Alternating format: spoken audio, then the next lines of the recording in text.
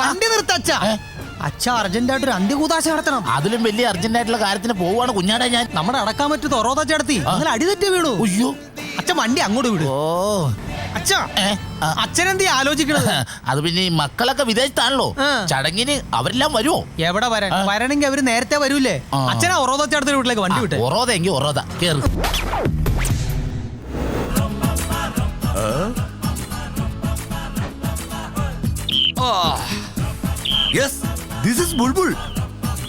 No ഇത് ബുൾബുൾ അല്ല, ഇത് അവൻ തന്നെ. 25 വർഷമായി ഞാൻ തേടി നടക്കുന്ന മലമുഴക്കി വേഴാമ്പൽ. ഇന്ന് അവനെ കണ്ടുപിടിച്ചിട്ട് തന്നെ കാര്യം. അതിയാന്റെ സൂക്കേട് കണ്ടില്ലേ മക്കളെ? ഇപ്പോഴും ആഫ്രിക്കയിലെ കൊടുങ്കാട്ടിലാണെന്നാ വിചാരം. ഇവിടെ സ്വന്തം തള്ള വായു വലിച്ചു കിടക്കുക. അപ്പോഴും അതിയാന്റെ ഒരു ഒടുക്കത്തെ പക്ഷി നിരീക്ഷണം. അന്ത്രയോസ് ആമസോൺ മഴക്കാടുകളിൽ വംശനാശം നേരിട്ടുകൊണ്ടിരിക്കുന്ന പക്ഷികളെ കുറിച്ച് ഗവേഷണം നടത്തുന്ന ലോക പ്രശസ്ത പക്ഷിശാസ്ത്രജ്ഞൻ എന്ന് സ്വയം വിശേഷിപ്പിക്കുന്ന ഇമ്മിണി വലിയ അദ്ദേഹം വർഷങ്ങൾക്ക് മുമ്പ് ഉപരിപഠനാർത്ഥം വിദേശത്തേക്ക് പറഞ്ഞ അന്ത്രയോസ് പിന്നീട് ഒരിക്കലും താൻ വന്ന വഴികളെ കുറിച്ച് ചിന്തിച്ചിട്ടേയില്ല. മോളെ ഇത് കണ്ട ഡാഡിന്റെ തറവാടെത്തി. ബാബാ ഏതാണ് ഈ അംഗൻവാടി? അംഗൻവാടിയിലെ ലേഡീസ് അല്ലേ കുട്ടികളെ പഠിപ്പിക്കുന്നത്? എന്തെങ്കിലും ആവട്ടെ, എനിക്ക് എന്റെ മലമുഴക്കിയ വലുത്. മൈ ബ്രദർ വേൾഡ് ഫേമസ് ആയ ഒരു ബേർഡ് സയന്റിസ്റ്റിനെ കയറി പിടിക്കുന്നു. എന്റെ ഫാൻസ് അറിഞ്ഞാൽ ചേട്ടാ ഇത് ഞാനാ, ഗബ്രിയേൽ, ചേട്ടന്റെ പുന്നാരനിയൻ. ഗബ്രിയേൽ? Oh my brother. അല്ല ഗബ്രിയേല്, നിനക്കിനെന്ത് പറ്റി? എന്നെക്കാളും വെളുത്ത് ചുവന്ന് തൊടുത്തിരുന്ന നീ ആകപ്പാടെ കറുത്ത് കരിക്കട്ട പോലെ ആയിപ്പോയല്ലോ. ചേട്ടാ അതൊരു നീണ്ട കഥയാണ്, ഒരു short story, a sentimental thriller.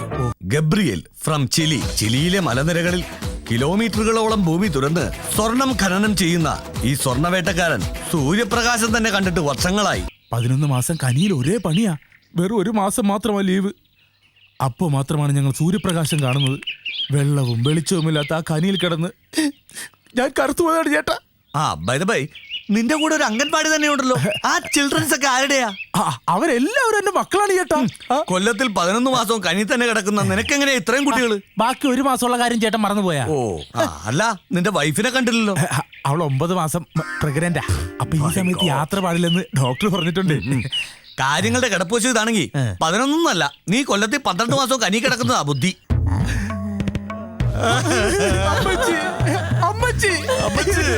അമ്മച്ചിയുടെ മൂത്ത മോൻ അന്ത്രയോസ് വന്നിരിക്കുന്ന അമ്മച്ചി. കണ്ണ് തുറക്കാൻ പറ്റി. അമ്മച്ചിയുടെ കിടപ്പ് കണ്ടിട്ട് എനിക്ക് സഹിക്കാൻ മേലേട്ട അമ്മ. ഈ കിടക്കണ അമ്മച്ചിയുടെ കൈ കൊണ്ട് എത്ര കിലോ ചക്കക്കുരു ചുട്ടു വന്നിട്ടുള്ളതാ. ആര് ചക്കക്കുരു ചുട്ടു തരും അമ്മച്ചി? അമ്മായിയമ്മയുടെ ഈ കിടപ്പ് കാണാനാണോ കർത്താവ് എന്നെ വെച്ചോണ്ടിരിക്കുന്നത്? ഇനിയുള്ള ഓരോ മണിക്കൂറും ഞാൻ അമ്മച്ചിയെ സ്നേഹിച്ചു കൊല്ലും.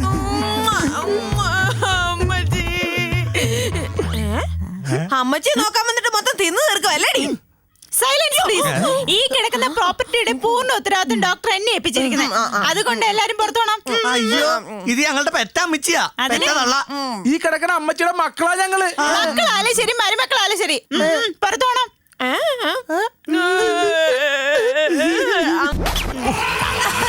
പെട്രീഷ്യ ഗൾഫിൽ നേഴ്സായ ഇവൾ ഹോസ്പിറ്റലിന്റെ ഉടമയായ കാട്ടറബിയെ ലൈനടിച്ച് ഒരു തീരുമാനത്തിലെത്തി അവിടെ തന്നെ കഴിഞ്ഞുകൂടുന്നു.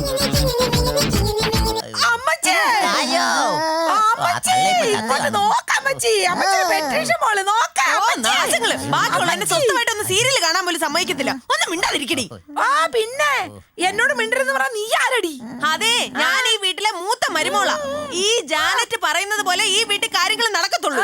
നീ എന്റെ അനിയന്റെ ഭാര്യ മാത്ര. അതെ, വേറെ വീട്ടിൽ നിന്ന് വന്ന് കയറിയവൾ.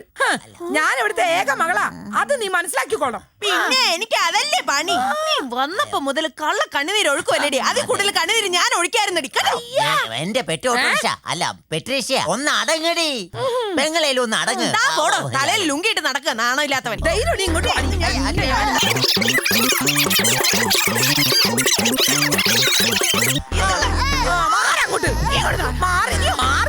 ഇങ്ങോട്ട് ഞാനിന്ന് ശരിയാക്കിട്ട് ബാക്കി ശരിയാക്കട്ടെ. അവള് വന്നേക്കുവാ തലോടെ കൊണ്ട്. പിന്നെ ഞാൻ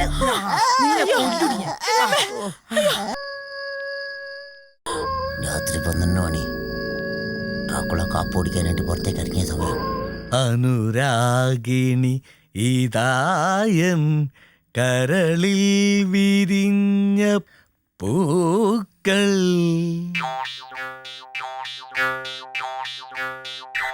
അനുരാധേ, ഈ രാത്രി ഈ ആന്ത്രോസിന്റെ ഹൃദയം നിന്നെ തുറന്നു കാണിക്കോടി. അനുരാധേ, നീ എന്റെ ഇടനെഞ്ചിൽ അനുരാഗ വിലോചിതയായി പതഞ്ഞു തുളുമ്പുകയാണ്ടി. Oh my sweet Anuradha. ഇച്ചായനെന്താ ഇവിടെ?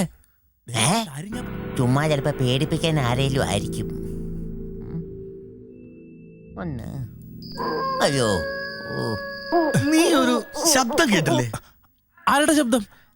കഴിഞ്ഞ 10-15 കൊല്ലമായി ഞാൻ തേടിക്കൊണ്ടിരിക്കുന്ന എന്റെ മലമുഴക്കി വേഴാമ്പൽ. ദേ ഹിൽസ് ഓൺ ബേർഡ്സ്. പിന്നെ ഹോം നേഴ്സിന്റെ മുറിയിലല്ലേ മലമുഴക്കി വേഴാമ്പല്? എടാ, ഞങ്ങൾ പക്ഷി നിരീക്ഷകർക്ക് ആരുടെ മുറി എന്നൊരു പ്രശ്നമല്ല, ലക്ഷ്യമാണ് ഞങ്ങളുടെ പ്രധാനം. അല്ല, നീ എന്താ ഇവിടെ? കിടന്നപ്പോ ഒരു കമ്പനം, ഒരു എനർജി.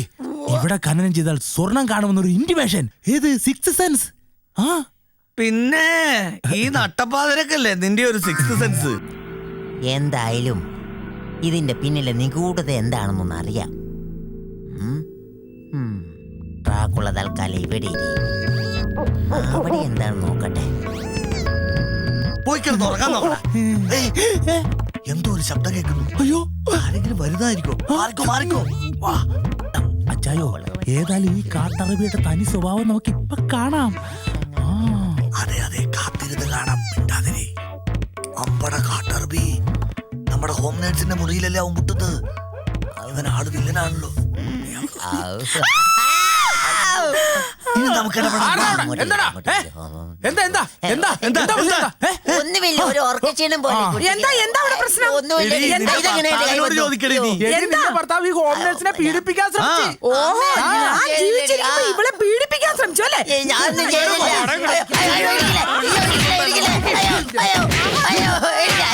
അച്ഛൻ ഇങ്ങനെ ഓരോരോ അന്ത്യഉദാശ നടത്തുമ്പോൾ അമ്മച്ചിയുടെ ആയുസ് കൂടി വരിക. ഇറ്റ്സ് ഇമ്പോസിബിൾ യാർ. അച്ഛനൊരു കാര്യം ചെയ്യും, ദീർഘായുസ് കൂടാൻ വേണ്ടി ഒരു കുതാശ നടത്തും. അത് ചിലപ്പോ ഭർത്താവേ, ഈ പാപികളുടെ ഇടയിൽ നിന്ന് എന്നെ കാത്തോളേ. അച്ഛോ, ലോകത്ത് ഒരു പെറ്റതള്ളമാരും മക്കളോട് ഇങ്ങനെ ചെയ്യരുത്.